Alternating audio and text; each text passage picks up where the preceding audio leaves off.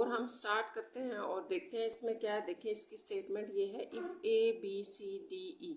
अच्छा, आपको ना कुछ मैट्रिसेस दिए गए हैं, देन चेक वेदर। तो आपने ये सारे जो पॉइंट्स हैं ना, ये सारे हमने चेक करने हैं कि अगर ए को बी में ऐड करें तो वो सी बन रहा है कि नहीं। ठीक है, तो ये सारे पार्ट्स हम 1 बाय 1 करते हैं। तो सबसे पहले हम अपने मैट्रिसेस लिख लेते हैं क्वेश्चन नंबर 4 में जो आपको गिवन है। तो क्वेश्चन नंबर 4 में आपको ए मैट्रिक्स गिवन है और वो है 1 2 3 -3। ठीक है, और ये बी मैट्रिक्स आपके पास है 1 -2 3 3। सी गिवन है 2 0 6 0 और डी मैट्रिक्स आपको 2 6 इस तरह से गिवन है। ई भी है, ठीक है, ई मैट्रिक्स देख लें, ई है 2 2 6 6। तो 1 बाय 1 हम सारे प्रूव कर लेते हैं। मैट्रिसेस आपके पास यही हैं। ठीक है, क्वेश्चन नंबर 4 में याद रखना है। तो फर्स्ट पार्ट में आपसे कहा गया है कि ये चेक करें कि ए प्लस बी का आंसर सी है। तो ये बड़ा आसान है, हम ए और बी मैट्रिक्स को ऐड कर देते हैं। देखिए आपके पास ए मैट्रिक्स भी है और बी भी है, तो दोनों को ऐड करते हैं यहीं पर। तो ए आपके पास ये था, ठीक है, इसमें ऐड कर दें बी 1 -2 3 3। ठीक, और सी भी साथ लिख लेते हैं ताकि हमें पता चल जाए कि सी आ रहा है कि नहीं आ रहा। तो ये सी है, तो इन दोनों को प्लस करने से ये आना चाहिए। तो बड़ा आसान है, ऐड करें 1 + 1 ऐसे होगा ना, ये ऐड कॉरेस्पॉन्डिंग जो है वो कॉरेस्पॉन्डिंग में ऐड होंगे। 2 यहाँ पर होगा, 2 -2 हो जाएगा इस तरह 3, और ये 3 + 3 और ये वाला माइनस यहाँ पर -3 + 3। तो ये आपके पास बन रहा है, देखें इसको ऐड करने से क्या आ रहा है, 1 1 2 हो गया, ये कैंसिल 0, ये 3 3 6, ये भी कैंसिल 0। तो ये तो आपके पास सी बन गया, एज इट इज सी बन गया ना। तो आप इसको लिख दें प्रूव्ड। बस इतना सा ये करना था कि ए प्लस बी का आंसर सी हमने फाइंड आउट करना था। इसी तरह सेकेंड पार्ट में देखें, वहाँ पर आपको क्या दिया है कि अगर सी और डी को ऐड करें तो ई बनता है आपके पास। तो ये भी हम चेक कर लेते हैं। अब सी आपके पास क्या है, ठीक है, तो सी आपके पास था 2 0 6 0 प्लस डी भी ऐड कर लेते हैं 2 6, और ये बनेगा ई, यानी कि ई ये है।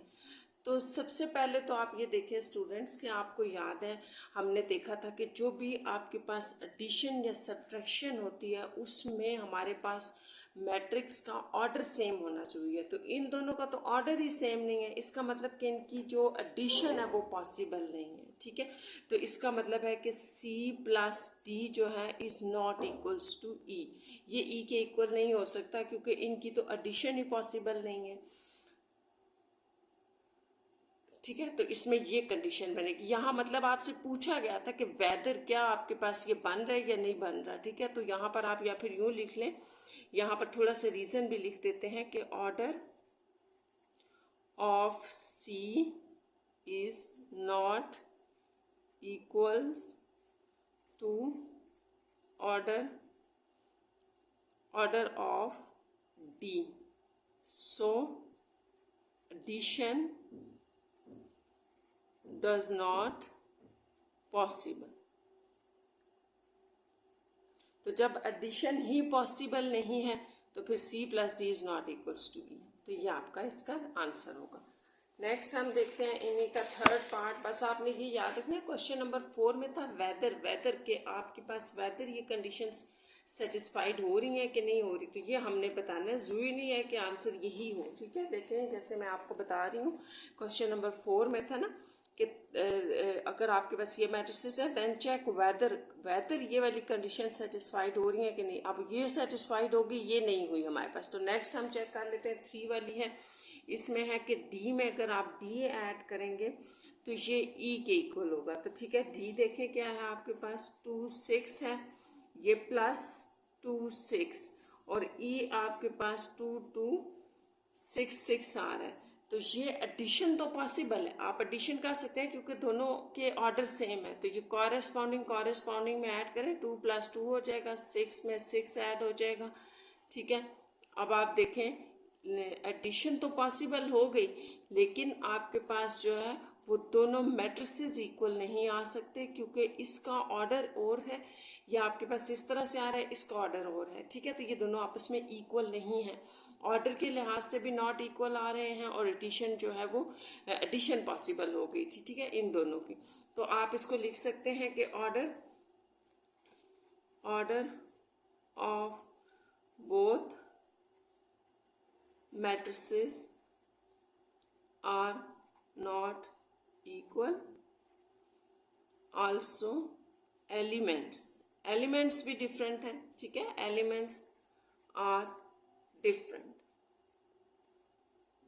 तो दोनों के एलिमेंट्स भी डिफरेंट है, तो ये इक्वल तो ना हुए ना, तो फिर हैंस आप कह सकते हैं कि d plus d is not equals to e, तो ये आप यहाँ पर कहेंगे।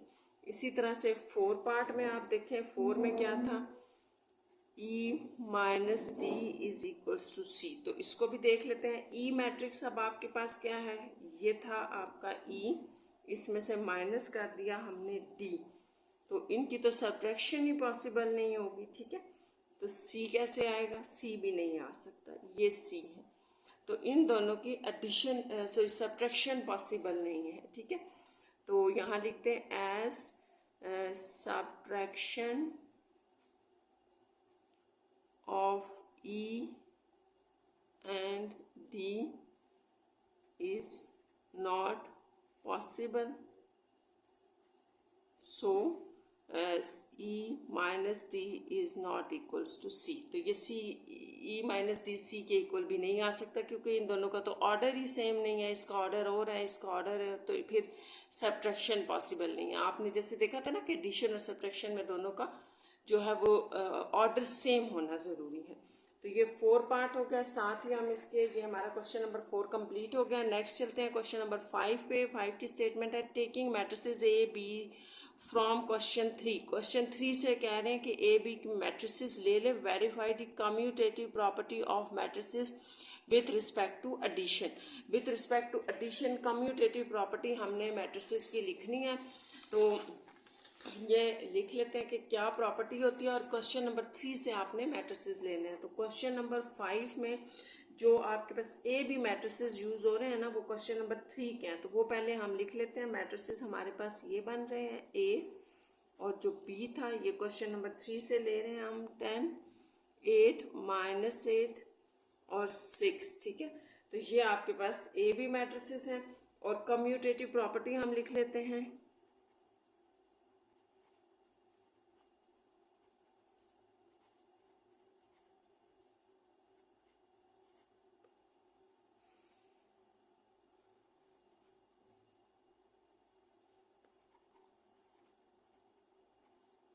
विथ रिस्पेक्ट टू एडिशन, ठीक है, हमने एडिशन साथ गिवन है, साथ लिखना है, क्योंकि आपको ये बात मैंने जो है वो इंट्रोडक्शन में बताई थी कि जब commutative property with respect to multiplication जो होती है इन जनरल होल्ड नहीं करती, ये मल्टीप्लिकेशन के लिए बात की थी। तो कम्यूटेटिव प्रॉपर्टी जो एडिशन की होगी वो आपके पास होल्ड करती है। ए प्लस बी ले लें या बी प्लस ए ले लें, सेम होगा। तो बस आपने ये प्रूव करना है, यानी कि ये है वो आपके पास प्रॉपर्टी जो पूछी गई है। तो बड़ा आसान है। इस तरफ हम चले, पहले हम a प्लस बी कर लेते हैं। तो a प्लस बी में क्या आएगा, यहाँ पे मैं लिख देती हूँ कि हमने लेफ्ट हैंड साइड ले ली। पहले इसको लिखते हैं, इसका आंसर लिखते हैं, फिर इसको। a प्लस बी है ना, तो पहले आप a मैट्रिक्स रखें यहाँ पर, इसमें ऐड कर दें b। तो एडिशन के लॉ को ये फॉलो कर रहा है, रूल्स को, क्योंकि हमारे पास दोनों का ऑर्डर सेम है। तो कॉरेस्पॉन्डिंग आपने ऐड करनी है। कॉरेस्पॉन्डिंग ये बनती हैं 5 + 10 हो जाएगा, 3 + 8 ऐसे, ठीक है। और ये -2 -8 ये दोनों आपस में ऐड हो जाएंगे, और 6 + 6।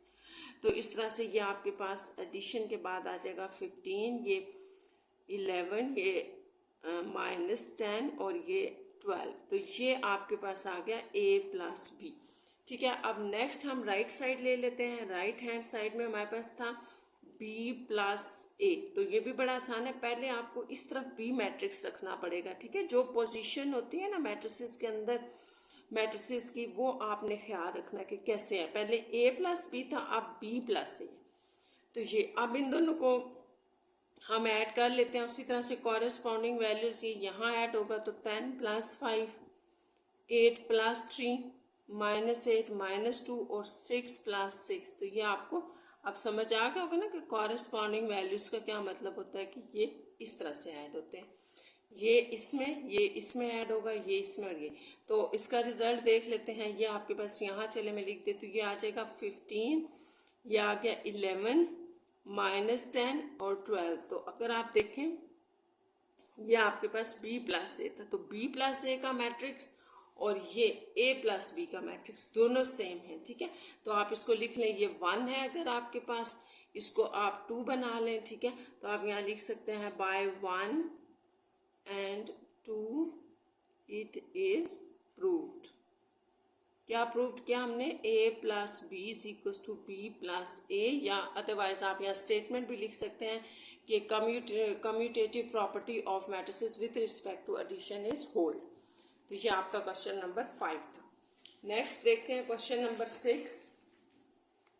इसकी भी स्टेटमेंट देख लें आप पहले। क्या है? Taking matrices A B C from question 3। आपने क्वेश्चन 3 से ही A B C तीनों मैट्रिसेस लेने हैं, ये देखें ये हैं तीनों, और वेरीफाई करनी है associative property of the matrices with respect to addition. तो ये भी बड़ा आसान है। 6 वाले में हम पहले तीनों मैट्रिसेस लिख लेते हैं। क्वेश्चन नंबर 6, A मैट्रिक्स है आपके पास 5 3 -2 6, B जो है 10 8 -8 6 और C मैट्रिक्स लिख लें 15 6 0 -12। ये आ गया। तो अब हम लिख लेते हैं एसोसिएटिव प्रॉपर्टी।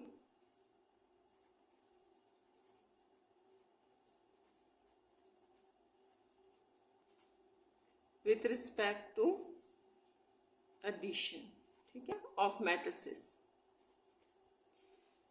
तो विथ रिस्पेक्ट टू एडिशन हम लिख लेते हैं, क्या होती है हमारे पास कि अगर आप A+B करें और फिर इसको C में ऐड कर दें तो ये इक्वल होगा, पहले A को अलग रहने दें, B+C मैट्रिक्स कर लें और इसको फिर A में ऐड कर दें, तो एक ही बात है, ठीक है। ये associative property with respect to addition है। तो स्टूडेंट्स आपने एक बात याद रखना है कि commutative property with respect to addition of the matrices भी आपको जुबानी आनी चाहिए, और ये भी, क्योंकि पेपर में क्वेश्चन में ये स्टेटमेंट आ सकती है सिर्फ कि ये associative property of the matrices with respect to addition आप प्रूव करें, तो ये आपको जुबानी आनी चाहिए, आपने खुद लिखनी है, ठीक है। तो ये आ गया। अब यहाँ से उसी तरह से हम एक लेफ्ट हैंड साइड ले लेते हैं, ये वाली, जैसे A+B करेंगे पहले और फिर इसमें C कर देंगे, तो बड़ा आसान है। पहले आप A+B लिखें, यानी कि यहाँ हम अगर A मैट्रिक्स लिख रहे हैं, ये आपके पास A मैट्रिक्स है, इसमें आपने B ऐड करना है, ठीक है। साथ में ना हम इसको इस ब्रैकेट के अंदर भी लिख देते हैं ताकि पता चल जाए इनको पहले करना है, और फिर +C आप एज इट इज़ लिख दें, C मैट्रिक्स आपका एज इट इज़ रहेगा। तो इनको ऐड करें। उसी तरह से कॉरेस्पॉन्डिंग वैल्यूज़ हैं, मैं यहाँ डायरेक्ट लिख रही हूँ, आपको समझ आ गया होगा। ये यहाँ ऐड करें 10 और ये 15 आ गया, 3 और 8 आपके पास 11, -2 -8 आपके पास आ जाएगा -10 और 6 और +6 12। तो ये आपका A+B था। इसमें अब हम C जो है ये वो C ऐड कर देते हैं, ठीक है। A+B हो गया ना, तो अब इसमें C ऐड करते हैं, तो 15 + 15 30 आ जाएगा, 11 + 6 आपके पास आ जाएगा 17, ठीक है। अच्छा, -10 + 0 -10 ही रहेगा, और 12 -12 देखें, 12 प्लस फिर -12 था, तो ये आपको देगा 0। तो ये आपके पास आ गया है A+B देन +C। तो इसको आप उसी तरह 1 कह दें। अब हम चलते हैं राइट हैंड साइड की तरफ। तो राइट हैंड साइड में आपके पास जो था वो ये था कि A को एज इट इज़ रहने दें, पहले B और C के मैट्रिक्स को आपने ऐड करना है। तो ये भी बड़ा आसान सा है। पहले हम इसको कर लेते हैं कि लिख लेते हैं A मैट्रिक्स। अब आपने स्टूडेंट्स एज इट इज़ लिखना है। ये A है 5 -2 3 6, इसमें आपने प्लस किया B मैट्रिक्स ये था आपके पास +C। अच्छा, इसमें आपने ये करना था कि B और C यानी कि B + C ब्रैकेट में थे, इसको फिर ऐड करेंगे इनके आंसर को A में। तो ये आप देख लें क्या करना है, बी प्लस सी को पहले ऐड करना है ना, अगर तो इसको आप एज इट इज उतार दें, ठीक है। और एडिशन तो अब आपको समझ आ गई होगी कि कैसे करनी है, बड़ा आसान है। 10 प्लस 15 25 हो जाएगा, 8 प्लस 6 14, -8 प्लस 0 -8 और 6 -12, ठीक है, तो -6 आ जाएगा। ये आपके पास आएगा बी और सी को ऐड करने से। अब आप इन दोनों को ऐड कर दे तो 5 प्लस 25 30, 3 प्लस 14 तो ये आ जाएगा 17, -2 और ये -8 -10 आएगा, ठीक है। अच्छा, अब आगे देखिए 6 और 6 ये 0 हो जाएगा। तो आपको याद है जो आपने पीछे निकाला है, इसको हमने जिसको 1 कहा था वो देखें आप, और यहाँ पर था ए एज इट इज़ है, बी प्लस सी को हमने पहले ऐड कर दिया। देखिए मैं आपको यहाँ दिखा देती हूँ, ये हमने निकाला था 1, तो ये मैट्रिक्स था 30 17 -10 0, तो ये भी 30 17 -10 0 आ गया। इसका मतलब ये हुआ कि आप लिख सकते हैं by 1 and 2 it is proved that a plus b plus c is equals to a plus b plus c, ठीक है। तो ये आपने associative property with respect to addition prove कर दी है। इसी तरह हम चलते हैं क्वेश्चन नंबर 7 की तरफ, और इसमें क्या है, taking matrices A B from question number 4। अब आपने क्वेश्चन नंबर 4 से ए बी मैट्रिसेस लेने हैं और ये वेरीफाई करना है, दिया हुआ है आपको कि ये वेरीफाई करें। तो इसका मतलब है वेरीफाई करने का मतलब है कि ये होगा प्रूफ, तो आपने इसको जस्ट प्रूव करना है। तो लिखते हैं क्वेश्चन नंबर 7 और इसका ए बी मैट्रिक्स लिखें। क्वेश्चन नंबर 4 से आपने स्टूडेंट्स ये ए और बी लेना है, ठीक है। ए, क्योंकि यही हमें क्वेश्चन नंबर 7 में कहा गया था कि क्वेश्चन नंबर 4 से ए और बी ले लें। ए और बी मैट्रिक्स आपके पास आ गया ये, ठीक है। अच्छा, प्रूफ क्या करना है आपने, या वेरीफाई क्या करना है, वेरीफाई ये हमारे पास है A transpose plus B transpose is equals to A plus B whole transpose. तो आपने इसमें बड़ा ख्याल रखना है कि हमने करना क्या है। देखिए पहले तो आपने ए का ट्रांसपोज लेना है, फिर बी का लेना है, जो मैट्रिसेस आएंगे उनको आपने ऐड करना है, जबकि यहाँ पर डिफरेंट है। यहाँ पर यह है कि पहले ए और बी को ऐड कर ले, एक मैट्रिक्स आएगा उसका ट्रांसपोज ले लें। तो ये भी हम उसी तरह से लेफ्ट हैंड साइड से स्टार्ट करते हैं ना, A transpose plus B transpose. तो पहले आप ए का ट्रांसपोज लिख लें। देखें ये आपके पास ए मैट्रिक्स है ना, तो इसका ए ट्रांसपोज क्या बनेगा, बड़ा आसान सा है कि आप फर्स्ट रो को फर्स्ट कॉलम में चेंज कर दें। ये फर्स्ट कॉलम है, ठीक है, फर्स्ट रो थी, इसको हमने फर्स्ट कॉलम में चेंज कर दी। ये सेकंड रो है, यूँ होती है ना, रो फर्स्ट और ये सेकंड रो को आपने सेकंड कॉलम में चेंज कर दिया। बस ये बड़ा आसान सा था। अब इसी तरह आप टी भी निकालें, ठीक है। पहले बी मैट्रिक्स लिख लेते हैं। बी मैट्रिक्स था आपके पास 1 -2 3 3, ये है। अब हम इसका निकालेंगे बी ट्रांसपोज। तो बी ट्रांसपोज आप कैसे निकालेंगे, उसी तरह से हमने देखें बी ट्रांसपोज, यहाँ से आप देखें साथ साथ कि ये आपकी फर्स्ट रो है, तो इसको मैं सबसे पहले फर्स्ट कॉलम में चेंज कर रही हूँ। फिर ये सेकंड रो है आपके पास, तो ये सेकंड कॉलम में, तो ये आ गया ए ट्रांसपोज और बी ट्रांसपोज हमारे पास आ गए हैं। तो अब हम ऐड करेंगे इनको। अच्छा, ए ट्रांसपोज हमने क्या निकाला था 1 3, आप भी चेक कर लें, ये था। इसमें हमने ऐड कर दिया ये बी ट्रांसपोज ये।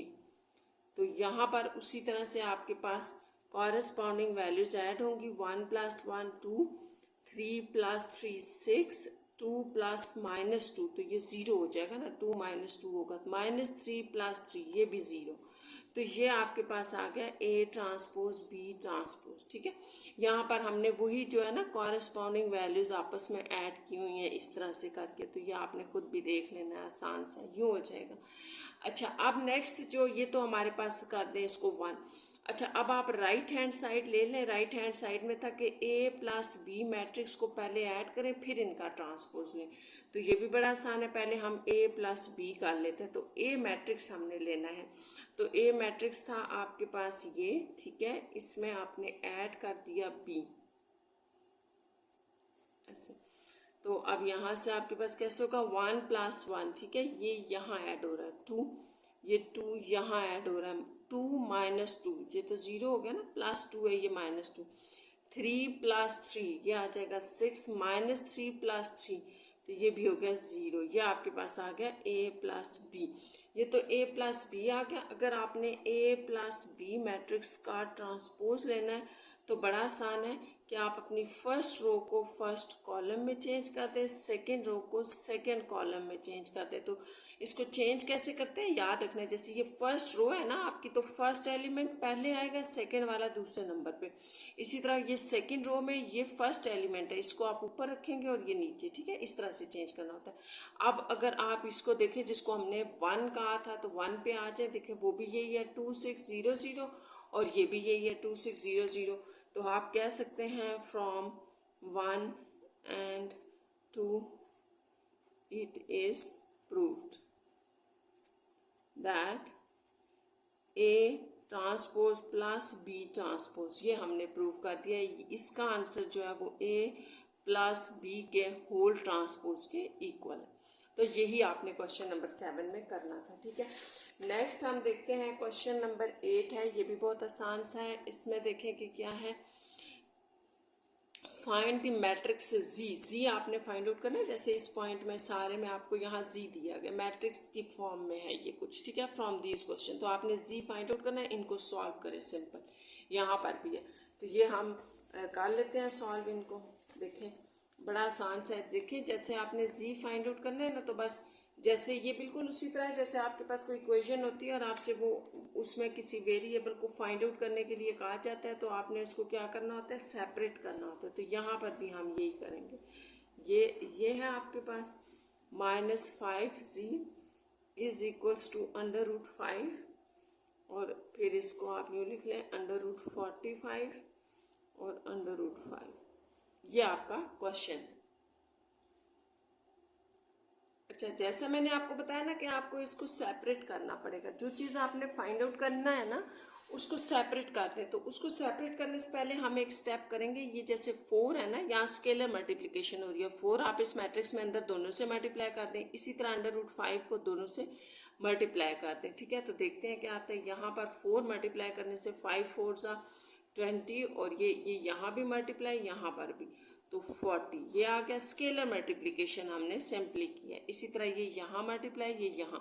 तो ये जब आपके पास इसके अंदर रूट में है ना दोनों, तो जब आप रूट में दोनों को मल्टीप्लाई करेंगे तो आपस में दोनों मल्टीप्लाई हो जाएंगे, ठीक है। ऐसे देखें, यहाँ मैं आपको बता देती हूँ, √45 मल्टीप्लाई होगा √5 से, तो ये रूट के अंदर दोनों आ जाएंगे। और ये आपके पास बन रहा है 225, तो 225 ही लिख लेते हैं, फिर इसका रूट सॉल्व कर लेंगे। और यहाँ पर आपके पास आ जाएगा 25 का रूट। जब ये इसके साथ मल्टीप्लाई होगा ना, तो ऐसे दोनों एक ही रूट के अंदर आ जाएंगे। अब आपने क्या करना है कि इसको थोड़ा सा और सिंप्लीफाई कर लेते हैं। फिर नेक्स्ट में जी को, अब 225 का जो स्क्वायर रूट होता है इसको आप फाइंड आउट करें। ये 15 का होता है और ये जो होता है ये 5 का है। ये आ गया। अच्छा, जैसे कि मैंने आपको बताया था इसको सेपरेट करें तो अब बड़ा आसान हो गया। इसके साथ जो बाहर साइन है ना, याद रखना है वो प्लस का है। इसी तरह इसके साथ भी प्लस का है, क्योंकि बाहर माइनस नहीं लगा तो इसका मतलब है प्लस का है। इसके साथ माइनस का साइन है, तो आप इसको जब उस तरफ मूव करवा रहे हैं तो ये प्लस हो जाएगा यहाँ से जाके उस तरफ, ठीक है। इसको चले अभी यहीं रहने दें, अगले स्टेप में इसको अलग कर लेते हैं यूँ। अब आप देखिए कि मैंने आपको जैसे बताया ना कि इसको सेपरेट करना है, तो इसको यहीं रहने दें। इस पूरे मैट्रिक्स को आप इस तरफ लेके आएंगे तो ये आपके पास माइनस ऐसे हो जाएगा, माइनस में आ जाएगा। तो अब बड़ा आसान है, आपको पता है इनका ऑर्डर सेम है और सब्ट्रैक्शन हो रही है, तो कर दें 20 - 15 कॉरेस्पॉन्डिंग वैल्यूज ऐसे होंगी, ठीक है। और 40 - 5, तो ये हो जाएगा। यहाँ पर 5z लिखते हैं। अच्छा, अब ये आपके पास बन जाएगा 5 और ये आपके पास बन जाएगा 35। अब एक और काम करना है, वो ये कि जी हमने फाइंड आउट करना है। तो जी को कर रहे हैं हम सेपरेट, तो जी को सेपरेट करें तो आपके पास यहाँ जो 5 मल्टीप्लाई हो रहा है वो डिवाइड हो जाएगा उस तरफ जाकर, या दूसरे लफ्ज़ों में आप कह लें कि दोनों तरफ आप 5 से, यहाँ 1 है ना अगर, तो 5 से डिवाइड कर दें। ये कैंसिल हो गया, जी आपके पास आ जाएगा 1/5 535। ठीक है, अब फिर ये स्केलर मल्टीप्लिकेशन है, दोनों के साथ मल्टीप्लाई या डिवाइड होगा, पूरा 1/5 इससे मल्टीप्लाई और इससे, जैसे 1/5 इंटू 5 आ जाएगा ये, तो यहाँ पे क्या रह जाएगा 5/5 और ये 35/5 आ जाएगा। ठीक है, डिवाइड हो रहे हैं ना आपस में, तो ये आपके पास आ जाएगा 1 और यहाँ से आपके पास आ जाएगा 7। तो ये आपका रिक्वायर्ड जी है जो आपसे फाइंड आउट करने के लिए कहा गया था। नेक्स्ट हम देखते हैं इसके सेकेंड पार्ट में भी आपने जी ही फाइंड आउट करना है, उसको देख लेते हैं। तो क्वेश्चन नंबर 8 का सेकेंड पार्ट देखें, इसमें भी जी प्लस 5 माइनस 7 है is equals to 3z minus 5 3। तो जैसे कि मैंने आपको बताया था ना कि जी को सेपरेट करना है, या यहाँ पर जैसे दो जी हैं तो इकट्ठे कर लें, ये वाला जो है ना वो इस तरफ मूव करवा लें, ये प्लस का 3z है, इसके साथ ये प्लस का जाके माइनस का हो जाएगा और ये वैल्यू एज इट इज। आप देखिए यहाँ माइनस है, तो ये जब इक्वल के दूसरी तरफ मूव करके आएगा तो प्लस का हो जाएगा, ये वैल्यू आपके पास ऑलरेडी पड़ी हुई थी मैट्रिक्स की, और जब ये आ जाएगी तो +5 3 हो गया, यहाँ पर 3z माइनस c 2z यूँ हो जाएगा। ठीक है, अब ये दो मैट्रिसेस हैं, एडिशन की प्रॉपर्टीज़ को सेटिस्फाइड कर रहे हैं, तो कॉरेस्पॉन्डिंग आप इनमें ऐड कर दें, -7 + 3। यहाँ से आगे बिल्कुल पीछे वाले क्वेश्चन की तरह ही है, ये देखें -4। अब आपने z के साथ से जो 2 है वो हटाना है, तो डिवाइड कर दे 2 से दोनों तरफ, ये कैंसिल, यहाँ पर z आ जाएगा और ये अंदर मल्टीप्लाई हो जाएगा ऐसे, तो ये आपके पास आ जाएगा z 5 और 2 -2। तो ये आपका रिक्वायर्ड z था। यहाँ पर आपके क्वेश्चन नंबर 8 के दोनों पार्ट्स कंप्लीट हो जाते हैं।